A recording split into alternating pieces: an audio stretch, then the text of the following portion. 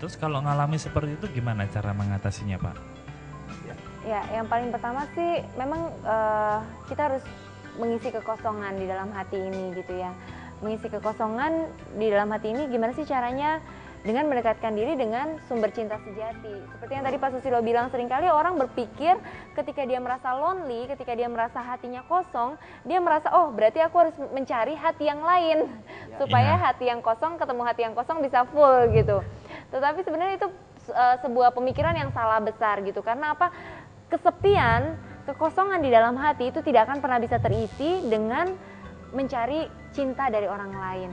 Tetapi harus mencari dari sumber cinta yang sejati. Siapa sih sumber cinta yang sejati, yang cintanya nggak pernah habis? Itu adalah pencipta kita. Jadi yang paling pertama ya memang kita harus mendekatkan diri kepada pencipta kita. Ya, kalau ada Tuhan dalam hidup kita, kita bisa merasakan ketenangan. Ketenangan, kedamaian. Kedamaian. Nah itu yang mengatasi kesepian sebenarnya. Iya. Kalau Bukan dengan teman-teman keramaian, bukan seperti itu, Pak ya. Iya. Hiburan-hiburan gitu bukan ya? Kosong, betul. Itu hanya solusi sesaat Iya. untuk orang bisa ya pelarian.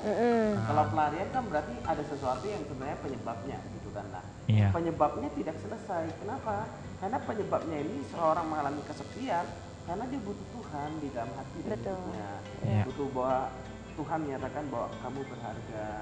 Dia bisa menikmati kedamaian dan keindahan hidup. Kalau itu dia sudah bisa atasin, itu sudah langkah yang sangat awal, yang sangat baik untuk seorang mengatasi kesepian. Jadi bukan mencari, kalau misalkan dia seorang suami mencari istri simpanan gitu kan. Ya, itu hanya mungkin obat yang dikatakan sebagai obat-obat yang sementara gitu ya, Pak ya.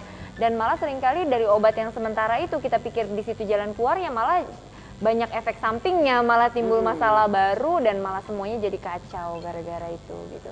Oh iya. Jadi yang paling penting juga kita perlu punya pola pikir yang benar juga dalam menghadapinya ya. Dan berhentilah mulai menyalahkan keadaan atau Iya, lingkungan. betul. Orang kesepian itu cenderung menyalahkan orang lain kan. Iya. Kenapa? Karena dia sendiri nggak ngerti tujuan hidupnya sebenarnya. Dia sendiri nggak ngerti arah. Karena dia merasa tertolak, dia merasa seorang diri, akhirnya dia menyalahkan. Hengki kok nggak telepon aku sih? Padahal Hengki ini cuma teman biasa gitu kan loh. Kode lah, Pak. Kalau minta ditelepon bilang lah. Bilang kode. Ya, jadi semuanya jadi salah gitu Iya. kan ya. Misalkan lewat ketemu Budita nggak senyum saja karena nggak Oh, lihat. itu bisa masalah, Pak ya? Saya bilang sombong sekali memang ini. Nah, Oh. kenapa? Karena kesepian, dia ngerasa tertolak tanpa dia sadari. Dan dia akibatnya karena dia sering dihakimi oleh hatinya, dia menghakimi orang lain juga. Iya. Ya. Akibat yang lain ya bisa menimbulkan depresi ya. Iya, Ya. Depresi itu pasti kalau kesepian itu dibiarkan berlarut-larut dan dia bisa mengalami stres. Jadi memang cara mengatasi yang paling benar adalah ya menyadari bahwa itu bukan kondisi yang baik. Oke, kita mungkin boleh bersedih ketika ada peristiwa yang tidak menyenangkan terjadi di dalam kehidupan kita.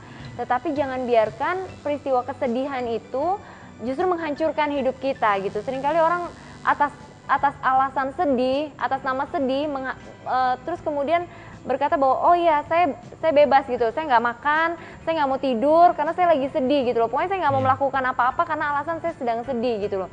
Nah, tanpa disadari hal-hal seperti itu sebenarnya bisa menghancurkan diri sendiri, bisa menghancurkan masa depan juga. Apalagi kalau yang udah berkeluarga, kasihan yang lain-lainnya gitu. Nah, di samping itu untuk mengatasi yang salah satu hal yang sangat penting adalah punya lingkungan yang benar, Iya, punya komunitas yang benar, Ini akan betul. sangat membantu kita untuk mengatasi kesepian, bukan lingkungan yang mengajak kita mencari pelarian. Pelariannya betul. misalkan dugem, pelariannya mungkin narkoba, bahkan pelariannya mungkin pekerjaan dan segala macam. Tapi lingkungan yang bisa menerima kita apa adanya, iya. Lingkungan yang bisa menyatakan bahwa kamu tuh sangat berharga. Lingkungan yang bisa melihat kelebihan-kelebihan kita sehingga rasa berdaya guna kita terpenuhi. Gitu kan. Kemudian rasa berharga kita terpenuhi. Karena waktu begitu kita saling membutuhkan di dalam lingkungan yang sehat itu kan. Rasa berdaya guna, rasa berharga, rasa dimilikinya juga terpenuhi. Kalau jauh bisa kangen gitu kan. Nah, itu satu hal yang sangat dibutuhkan bagi kita manusia. Kenapa? Karena manusia diciptakan Tuhan untuk bersosial. Iya. Manusia tidak diciptakan Tuhan untuk ditaruh di hutan seorang diri, tidak. Manusia diciptakan oleh Tuhan untuk bersosial, kita satu sama lain. Nah, kalau ini juga tidak ada, ya bisa mengakibatkan kesepian juga. Ya. Nah, apakah sih orang yang suka penyendiri dan dia suka menjauh sama orang itu apa juga tergantung termasuk kesepian gitu, Pak? Iya, secara otomatis itu Suka pasti diawali dari dia merasa dia sendiri, dia merasa terpisah dari yang lain-lainnya sehingga dia mengambil kesimpulan untuk oh oke, kalau gitu zona nyamanku adalah aku sendiri dan dia mulai memasang benteng, diri gitu iya, mulai memasang benteng di dalam hidupnya dan bisa jadi antisosial dan orang-orang seperti itu kalau udah antisosial itu biasanya bisa ngeri gitu akibatnya, bisa nanti stres, bisa depresi, Temennya bisa internet, TV, iya, teks gitu kan, handphone sibuk gitu. dengan dunia sendiri, makanya ada istilah sekarang bisa jadi autis gitu, jadi punya dunianya sendiri yang tidak bisa terjamah oleh orang lain seperti itu. Ya. tapi berbeda dengan orang-orang yang memang tipe kepribadiannya cermat. Ada orang yang tipe kepribadian cermat, kalau dia stres dia memang cenderung menyendiri. Nah itu bukan berarti kesepian, karena dia sedang recovery bagaimana mengatasi stresnya. Dia sedang berpikir bagaimana mengatasi stresnya. Beda. Jadi tidak semua orang yang menyendiri, misalkan Heki lagi stres menyendiri, kesepian dia. Nggak langsung begitu, nggak bisa. Kenapa? Karena problem bisa muncul dari diri kita. Intinya sih kenapa kita membahas ini pada malam hari ini sih bukan supaya kita menilai orang lain betul, tetapi lebih kepada kalau ada di antara pemirsa yang di rumah mungkin merasa seorang diri, merasa kesepian, kenapa ya aku bahkan di tengah-tengah orang-orang rame, orang-orang pada ketawa hai, kenapa ya mereka bisa pada happy kok aku nggak ngerasa happy juga gitu loh. Tapi ketika aku seorang diri di rumah, wah rasanya tambah parah, tambah nggak karu-karuan hati ini, tambah nggak menentu gitu loh, dan bingung mungkin gimana cara mengatasinya gitu. Bukan secara kebetulan, saya sih cuma mau bilang bukan secara kebetulan menyaksikan acara ini karena memang New Life ada untuk Anda. Memang dibutuhkan sebuah kejujuran ya. Kita kalau mau mengatasi kesepian kita sadar, mungkin saya yang salah satunya misalkan jujur, sadar, ayo keluar bersama-sama dari kesepian. Betul. Ini ada contoh kasus mungkin ya saat seseorang menjalani hubungan yang tidak benar terus mau meninggalkan. Tapi kalau misalnya ditinggalkan takut kesepian mungkin karena hanya orang tersebut yang menjadi teman kita. Nah, bagaimana maksudnya hal itu? Anggap dia punya pacar. Iya. Kemudian kalau diputus takut kesepian. Iya, kalau diputus takut kesepian. Mungkin tapi takut kalau kehilangan aku pasti gimana ya? Aku kan pasti kesepian ya. Tapi kalau diteruskan mungkin tahu ini nggak baik gitu. Kalau dalam hal pacaran biar senior saya yang jawab. Waduh. Paling penting dalam membina satu hubungan itu harus ada tujuan ya. Kalau tidak ada tujuan, kalau membina satu hubungan hanya untuk mengatasi kesepian, pada akhirnya nanti akan mengalami kekecewaan demi kekecewaan. Karena apa? Semakin lama dipertahankan hubungan yang tidak benar, itu sebenarnya akan semakin melukai kedua belah pihak. Jadi sebenarnya sedang nyimpen bom waktu aja gitu loh, tinggal nunggu masalah waktu kapan nih meledaknya nih sakit gitu loh. Nah, mana yang mau dipilih? Apakah mau pilih sakit dulu sekarang di awal mumpung semuanya belum terlanjur parah, atau mau menunda sampai nanti semuanya sudah menumpuk, bahkan lebih ngeri lagi sampai semuanya sudah terlanjur, misalnya sudah menikah, wah ini luka yang ditimbulkan bisa lebih parah lagi, karena tidak hanya melibatkan dua belah pihak, keluarga juga terlibat, bisa melukai keluarga juga, apalagi nanti kalau sudah punya anak-anak bisa melukai anak-anak juga gitu. Jadi sebelum semakin banyak korbannya, kalau menurut saya lebih baik punya prinsip yang benar dan belajar untuk berdamai dengan keadaan bahwa memang kalau memang hubungannya tidak baik, untuk apa dilanjutkan gitu. Ya, ngerti tujuan dari berpacaran ya. Berpacaran kan bangun rumah tangga. Kalau memang kita lihat pasangan dulu memang sudah jadian, tapi mulai muncul aslinya pada saat pacaran ini mabuk dan segala macam dan main perempuan misalnya. Ya, misalkan memang dia sayang sama kita merasa disayangi kan, tapi itu kedepannya nggak bagus. Ya. Nggak ada harapan lah. Nggak ada harapan. Madesu. Harus dihentikan. Jangan hanya sekedar dia karena dia sayang sama saya kita tutup semuanya mata kita. Oh ternyata dia suaminya orang. Kita terus sikat saja, malah kita berdoa, Tuhan biarlah istrimu cepat meninggal. Kan jahat jadinya. Kita membutakan diri gitu ya. Iya, membutakan diri. Makanya saya katakan cinta itu tidak buta.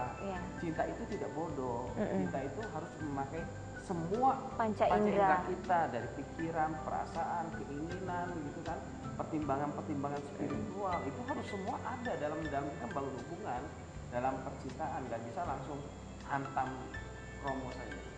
Ya. Terus misalnya orang ketika mengalami sendiri, misalnya ditinggal seperti dikatakan tadi, ketika meninggal dunia, terus aku mau hidup sama siapa kalau kamu ndak ada, kalau kamu nanti pergi atau meninggal, aku kan masa sepi. Nah, itu gimana Pak? Iya, memang sih setiap manusia diciptakan sama Tuhan itu lengkap dengan emosi. Jadi kalau dibilang kita nggak boleh bersedih ketika peristiwa yang menyakitkan terjadi di dalam kehidupan kita, itu juga tidak mungkin gitu. Kita diberikan emosi dan emosi ini juga perlu diluapkan juga gitu. Maksudnya kalau memang kita bersedih ya Tuhan juga memberi kita air mata. Jadi memang kita diizinkan kok untuk menangis gitu loh, untuk bersedih gitu. Cuma jangan biarkan kesedihan ini berlarut-larut dan sehingga sampai membuat kita menghancurkan kehidupan kita sendiri gitu loh. Tapi belajarlah untuk menatap masa depan. Nah tadi ada juga yang berkaitan dengan ketakutan dan kekhawatiran gitu ya. Ketakutan dan kekhawatiran nanti hidup aku gimana setelah aku ditinggalkan oleh orang yang sangat aku cintai ini gitu. Kalau saran dari saya sih, kita khawatir juga tidak bisa merubah keadaan. Kita takut juga keadaan tidak bisa berubah. Lebih baik mulai berpikir bagaimana caranya untuk menghadapi gitu.